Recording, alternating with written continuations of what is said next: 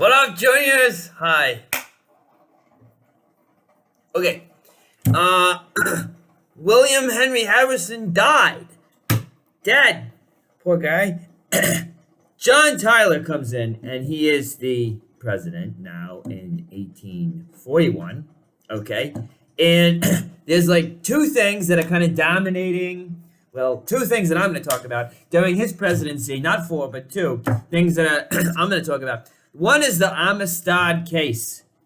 You've heard of this, I hope. But this, anyway, both of these events that I'm going to talk about deal with slavery and the exacerbation of conflict between the slave holders, the slave owners, and the anti-slavery people, the good people. Right? Oh, I mean the good movement. All right. So the Amistad case. All right.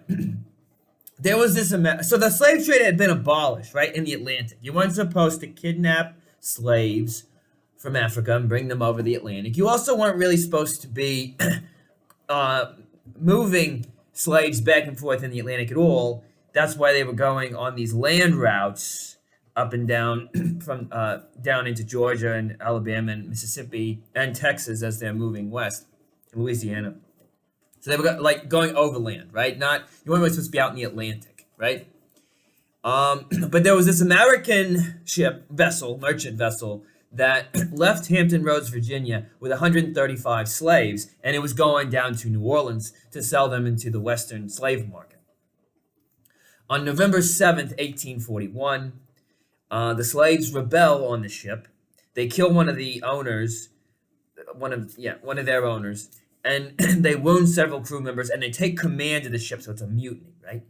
And then they sail down to Nassau in the Bahamas, where slavery is illegal, and it is a colony of the British, and the British are really at the forefront of this anti-slavery movement at this point in the 1840s, right? Even though, I mean, it's a little hypocritical because the British industrial power is dependent, right, on slave labor for the cheap cotton, okay? But they, at the same time that that's happening, there's within Britain, public opinion is very firmly against slavery. It's a strong anti-slavery movement, like it is in the United States. It's tied to the evangelical Christian religious Second Great Awakening, right, which is kind of also happening in Britain, okay? So the slaves are welcomed on shore by black inhabitants of the Bahamas. They are pronounced free people by the local authorities, and the authorities there also release them from any kind of burden of guilt for the murder, or not the murder, the killing of the owner, right? They're not going to be charged with anything. And this, then, of course, the information gets back to the United States, and you have the anti-slavery movement, which is really supportive of this.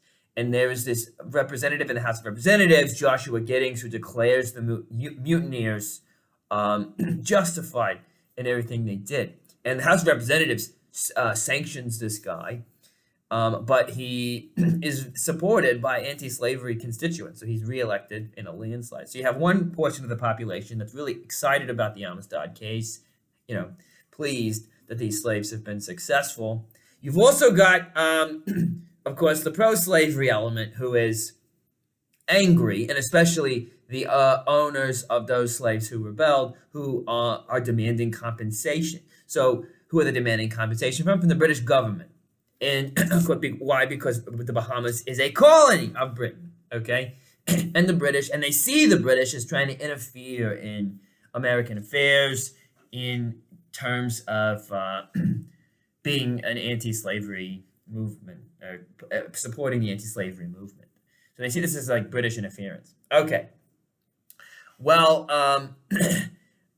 ultimately, so what has to happen with all this? Okay, so Tyler's Secretary of State, okay, Daniel Webster, and so he's just like a normal Whig guy, right? Like his big thing is he supports the infrastructure to grow the capitalist and industrial economy. Like that's Daniel Webster, normal Whig guy, okay? He doesn't wear a wig, but he's a Whig, okay, WHIG, and he So he is negotiating with the British for some kind of compensation for these slave owners. And ultimately, a long time later, in 1853, a long time later, they actually do get $110,000 from the British government. Okay.